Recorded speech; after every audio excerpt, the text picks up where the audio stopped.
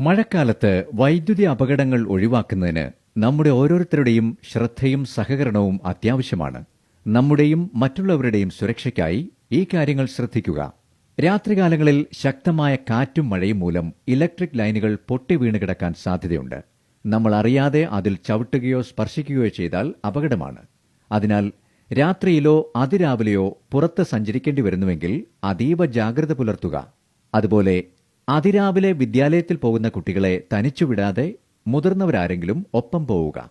പാൽ, പത്രം തുടങ്ങിയവ വിതരണം ചെയ്യുന്നവരും അതിരാവിലെ ജോലികൾക്ക് പോകുന്നവരും വൈദ്യുതി ലൈനുകൾ മരക്കൊമ്പുകളോ മറ്റോ വീണ് ചാഞ്ഞുകിടക്കുകയോ പൊട്ടിവീണ് കിടക്കുകയോ ചെയ്തിട്ടുണ്ടോ എന്ന് ശ്രദ്ധിച്ചു മാത്രമേ സഞ്ചരിക്കാവൂ. മഴക്കാലത്ത് വെളിച്ചമില്ലാതെ രാത്രിയിലും അതിരാവിലെയും യാത്ര ചെയ്യരുത്. പൊട്ടി വീണുകിടക്കുന്ന വൈദ്യുത കമ്പികളിൽ ഒരു കാരണവശാലും സ്പർശിക്കരുത്. അതിനോട് അടുത്തു പോവുകയും അരുത്. വൈദ്യുതി കമ്പി പൊട്ടി വീണതായി കണ്ടാൽ ഉടൻ തന്നെ സെക്ഷൻ ഓഫീസിലോ 1912 എന്ന നമ്പറിലോ വിവരമറിയിക്കുക. വൈദ്യുതി ബന്ധം വിച്ഛേദിച്ച് അപകട സാധ്യത ഒഴിവാക്കും വരെ മറ്റാർക്കും അപകടമുണ്ടാകാതിരിക്കാൻ അവിടെ കാവൽ നിൽക്കുന്നതിൽ എല്ലാവരും സഹകരിക്കുക. ലൈനിലേക്ക് ചാഞ്ഞു നിൽക്കുന്നതും വീഴാറായതുമായ മരങ്ങൾ വെട്ടിമാറ്റുന്നതിൽ വൈദ്യുതി ബോർഡ് ജീവനക്കാരുമായി സഹകരിക്കുക. സർവീസ് വയർ കേബിളുകളിൽ സ്പർശിക്കുന്നത് ഒഴിവാക്കുക.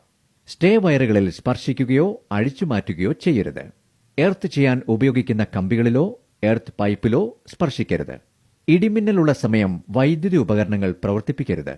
ശക്തമായ ഇടിമിന്നലും മഴയും ആരംഭിക്കുന്നതിന് മുമ്പ് തന്നെ ടിവി, ഫ്രിഡ്ജ്, വാഷിംഗ് മെഷീൻ മുതലായ പ്ലഗിൽ ഘടിപ്പിച്ചിരിക്കുന്ന ഉപകരണങ്ങൾ ഡിസ്കണക്ട് ചെയ്യുക. അഡാപ്റ്ററുകൾ, പ്ലഗുകൾ എന്നിവ സോക്കറ്റിൽ ഘടിപ്പിക്കുമ്പോൾ അവയുടെ ലോഹ പിന്നുകളിൽ സ്പർശിക്കാതെ സൂക്ഷിക്കുക. കുട്ടികളെക്കൊണ്ട് ഇത്തരം കാര്യങ്ങൾ ചെയ്യിക്കരുത്.